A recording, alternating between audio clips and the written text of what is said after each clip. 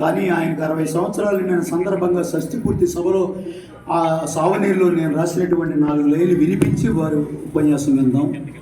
66 వసంతాల వెలుగు, 66 వసంతాల వెలుగు, స్వచ్ఛమైన అలుపెరగని తెలుగు, తెలుగు అక్షరానికి ఆకారం, సంస్కృతి సాంప్రదాయాల ప్రకారం, నిండు పౌర్ణమి పండు వెన్నెల్ల చిరునవ్వుతో ఆ చిరునవ్వు దరహాసి పలకరింపు, తెలుగు గడపకు ముత్యమంత పసుపు, మానవత తెరిచిన తలుపు, ఆయనే గాంధేయవాదిగా, తరతరాలకు ఆయనే ఒక చరిత్రగా, నిజానికి గాంధీ ఇజానికి కట్టుబడ్డ అవనిగడ్డ తెలుగు బిడ్డ.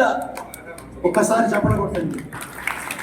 శాసనసభ పూర్వపు ఉప సభాపతిగా, మంత్రివర్యులుగా, ప్రస్తుతం అవనిగడ్డ శాసనసభ్యులుగా, భారతీయ సాహిత్య సంస్కృతుల దళపతిగా, నిరంతర భాషోద్యమ సౌజన్య మూర్తిగా, అలుపెరగని అజరామరుడు, నిరాడంబర కీర్తిపరుడు బుద్ధప్రసాద్ గారు. ఆయన్ని ఈ యొక్క సభ కార్యక్రమాన్ని ప్రారంభించవలసిందిగా ప్రారంభిస్తున్నాం. సభాధ్యక్షులు, ఎక్స్రే అధ్యక్షులు శ్రీ కొల్లూరి గారు, ఈనాటి ముఖ్య అతిథి ఆంధ్రప్రదేశ్ ప్రభుత్వ పర్యాటక సాంస్కృతిక భాషా సాంస్కృతిక శాఖ మార్చులు గౌరవనీయులు శ్రీ కందుల దుర్గేష్ గారు, ఈరోజు ఎన్టీఆర్ పురస్కారాన్ని అందుకోబోతున్న మహానటుడు డాక్టర్ రాజేంద్ర ప్రసాద్ గారు,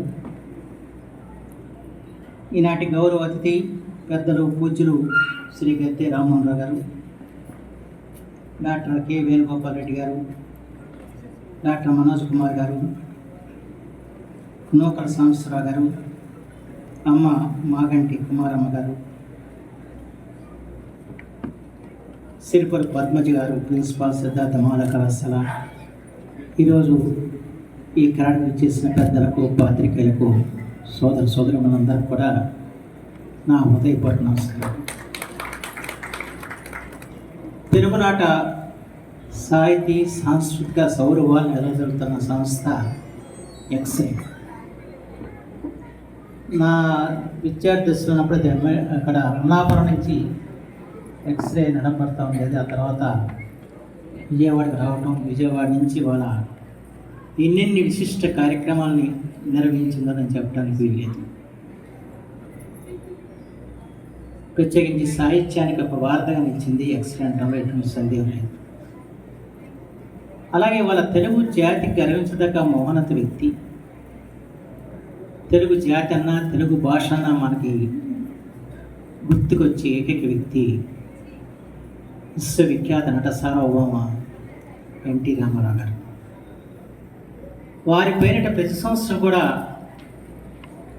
పురస్కారాలు ఇచ్చి అత్యున్నతుల్ని గుర్తించి గౌరవిస్తున్న సంస్థ ఎక్స్రే. ఈ ఏడాది ఒక మహోన్నత నటుడికి డాక్టర్ రాజేంద్ర ప్రసాద్ గారికి ఎన్టీఆర్ పురస్కారం అందజేయటం, దాంట్లో మేమందరం కూడా పాలు పంచుకోవటం గొప్ప అదృష్టంగా అయితే నేను భావిస్తున్నాను. ఎందుకంటే ఎన్టీఆర్ తీర్చిదిద్దిన నటుడు, బాపు గీచిన బొమ్మ మన రాజేంద్ర ప్రసాద్. అది అందరికీ దక్కే అదృష్టం కాదు.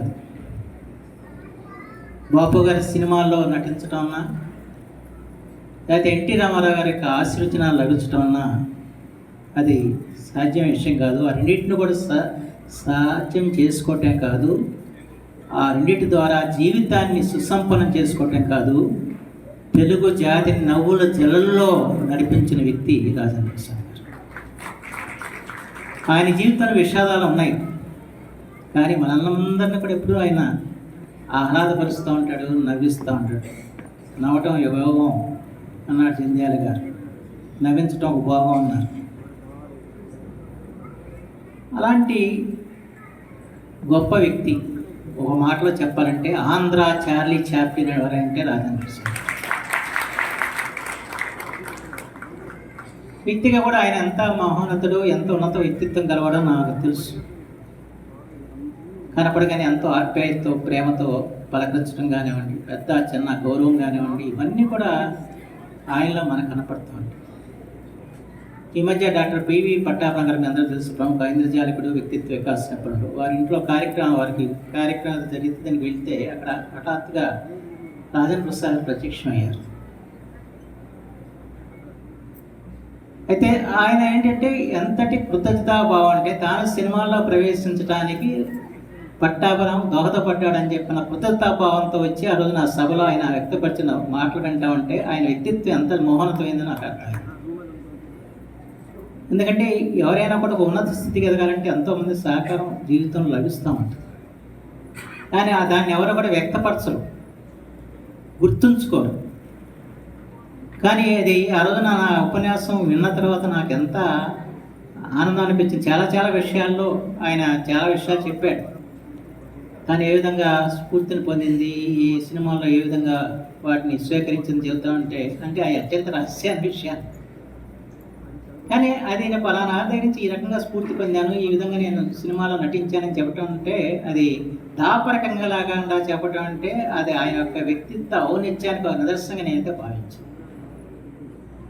అంటే మహోన్నతమైన నటుడే కాదు, మహోన్నతమైన వ్యక్తిత్వం గల వ్యక్తి రాజేంద్ర ప్రసాద్ అంటంలో ఎటువంటి సందేహం లేదని చెప్పి మాత్రం మనం చేస్తాం. మన ప్రధానమంత్రి పివి నరసింహారావు గురించి మీకు తెలుసు. ఆయన మొహంలో ఎప్పుడు చిరునవ్వు కనపడదు, ఎప్పుడు గంభీరంగా ఉంటాడు. ఆయన పొగిడినా అలాగే ఉంటాడు, తిట్టినా అలాగే ఉంటాడు. ఆయన్ని అలరించి ఆయనకు ఒత్తిడిలోంచి ఆయనకి ఉపశమనం కలిగించిన వ్యక్తి ఎవరంటే డాక్టర్ రాజేంద్ర ప్రసాద్. అది నేను చెప్తున్న మాట కాదు, పివి నరసింహారావు గారే చెప్పాడు. ఎన్నికలు అయిపోయి అంతా చాలా వస్తాడా రాడా ఇవన్నీ రకరకాల పరిస్థితుల్లో ఉన్నప్పుడు ఆయన హాయిగా రాజేంద్ర ప్రసాద్ గారి సినిమాలు వేసుకుని చూస్తూ ఆనందపడ్డ వ్యక్తి పివి నరసింహారావు. అంటే పివి నరసింహారావు లాంటి ఒక మహోన్నత వ్యక్తి, బహుభాషా కోవిదుడు, ప్రపంచాన్ని చూసిన వ్యక్తి, ప్రపంచంలోని అన్ని భాషల సినిమాలను కూడా ఆస్వాదించిన వ్యక్తి, అలాంటి వాడిని ఆకర్షించిన ఏకైక వ్యక్తి ఎవరైనా ఉన్నారు నటుడిగా అంటే ఒక రాజేంద్ర ప్రసాద్ గారు తప్ప మన పదివేలు చెప్పినట్టు చెప్పవచ్చు. అదే రాజేంద్ర ప్రసాద్ గారిలో ఉన్న గొప్పతనం, ఆయన నటనలో ఉన్న గొప్పతనం. వాస్తవానికి ప్రతి సినిమాలో కూడా కొంత హాస్య సన్నివేశాలు ఉంటాయి, హాస్య నటులు ఉంటారు. కానీ హాస్య నటుడిని కథానాయకుని చేసిన మాత్రం రాజేంద్ర ప్రసాద్ గారు. హాస్య నటనని కథానాయకుడిగా చేసి ఇవాళ తెలుగు జాతిని ఒక ఆస్వాదింపచేసి తెలుగు సినిమాలను ఒక చార్లీ చాప్లిన్ లాగా చూపించిన వ్యక్తి మన రాజేంద్ర ప్రసాద్ గారు. అయితే మనందరి అదృష్టం ఏంటంటే ఆయన మన జిల్లాలో పుట్టడం, అందులో నిమ్మకూరులో బాల్యాన్ని గడపటం, ఎన్టీ రామారావు ఇంట్లోనే ఆయన ఓనమాలు దిద్దుకోవటం, ఎన్టీ రామారావు గారు ఆయన ఫిల్మ్ ఇన్స్టిట్యూట్లో చేర్పించడం, అలాగే సినీ రంగంలో కూడా ఓనమాలు దిద్దింది కూడా ఎన్టీ రామారావు గారు. అలాంటి ఎన్టీ రామారావు గారి పేరిట ఈ రోజున వారికి పురస్కారం ఇవ్వటం ఎన్టీ రామారావు గారి ఆత్మక శాంతి కలిగిందని చెప్పి మాత్రం భావిస్తుంది. మనందరూ ఆనందంగా ఆయన వాళ్ళ ఆత్మశాంతి కలుగుతుంది. ఎందుకంటే నేను తీర్చిదిద్దిన వ్యక్తి ఈరోజు ఎంత స్థాయికి ఎదిగి నా పేరిట పురస్కారం అందుకున్నాడని చెప్పి ఏ లోకంలో ఉన్నా కూడా ఆయన ఆనందిస్తాడని చెప్పి నేను విశ్వసిస్తూ ఈ రోజున ఈ కార్యక్రమంలో పాల్పంచిన అవకాశం కల్పించిన మన కొల్లూరి గారికి నేను ధన్యవాదాలు తెలియజేస్తూ సెలవు తీసుకున్నాను. జై లాంటి బహుభాషా కోవిదులు కూడా ఆయన అభిమాని, రాజేంద్ర ప్రసాద్ అభిమాని. అది చాలా గొప్ప విషయం. ఇప్పుడు ఈనాడు సభా ప్రారంభం చేసినటువంటి బుద్ధప్రసాద్ గారిని రాజేంద్ర ప్రసాద్ గారు, డాక్టర్ రాజేంద్ర ప్రసాద్ గారు మినిస్టర్ గారు వారికి ఇచ్చిన జ్ఞాపికను అందజేస్తారు. మీరు వైడ్ చేసుకుంటారు ఎట్లా, తెలియజేసుకుంటారు ఎట్లా గురుగారు?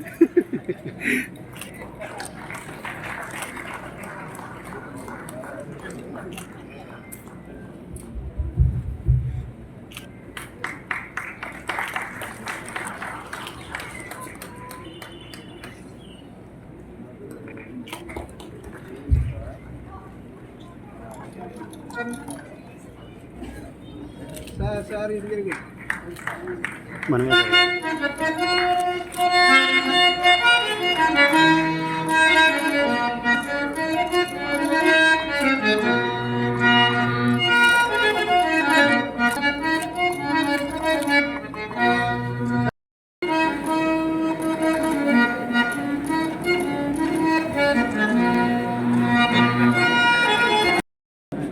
తీస్తున్నారు. ఎవరికి వస్తే వాళ్ళు వచ్చి వారి చేతుల మీదుగా లక్కిడి తీసుకోవాల్సిందిగా కోరుతున్నాను. ఈ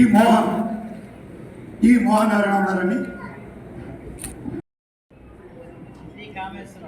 సి కామేశ్వరరావు, గాయత్రి నగర్. సి కామేశ్వరరావు ఉన్నారండి? ఏమండి గాయత్రి నగర్ సి కామేశ్వరరావు. విఎన్ రావు ఏమండి లక్కిడి సార్